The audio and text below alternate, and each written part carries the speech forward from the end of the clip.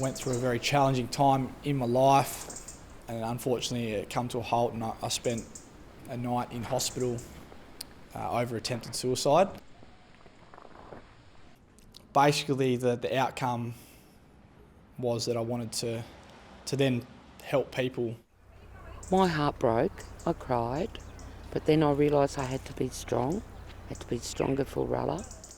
We've had ups and downs before, but when that did happen, it really was a shock. He bounced back from that in the most positive way, and I think that's where I'm proud that he's shown that resilience.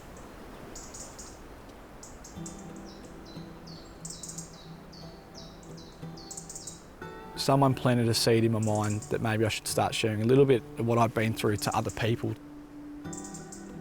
I had this idea that I wanted to do my first talk or open up about what I'd been through at a school that I went to school at.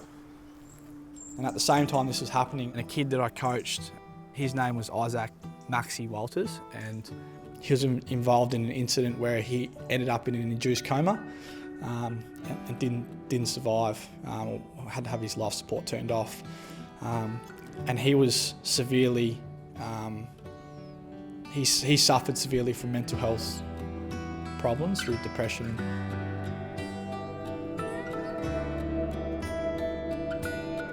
And I thought, maybe every time I go to a talk, I'll talk under this banner, Make Runs Maxi, and it can pay respect to him. And basically that's how it began. And I'd do a talk, and then someone would get wind of it and they'd call me and I'd do another talk, and then eventually it just snowballed to the position where I sort of thought I could really do something with this and register it as a charity. Here's to a positive future together.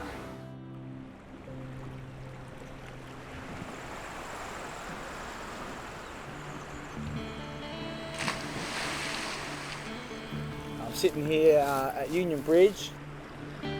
This is where I grew up, this is where I was born.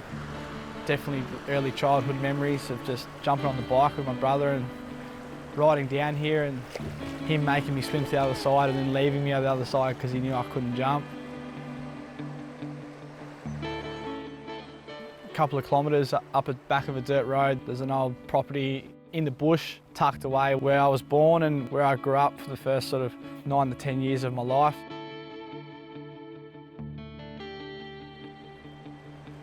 It's good to come back, get away from the city and just chill out, jump in the water, come here with mum and dad.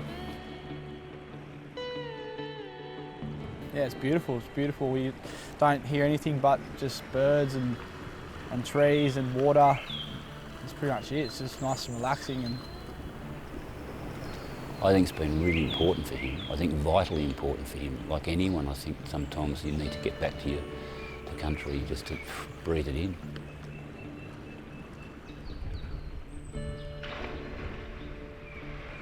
When I go back to my country, I feel strong. Being connected to country, it gives you a sense of purpose.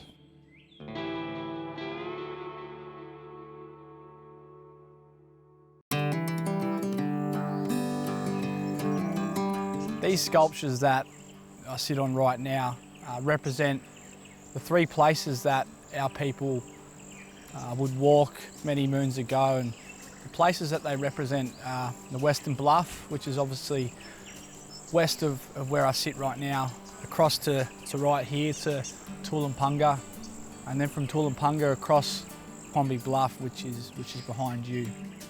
And this sculpture represents those particular paths as the significant paths that our people used to walk and have trade-offs with other tribes throughout this land. But it's a pretty significant sculpture and a pretty significant place, and it gives everyone that comes up here a better understanding of our people.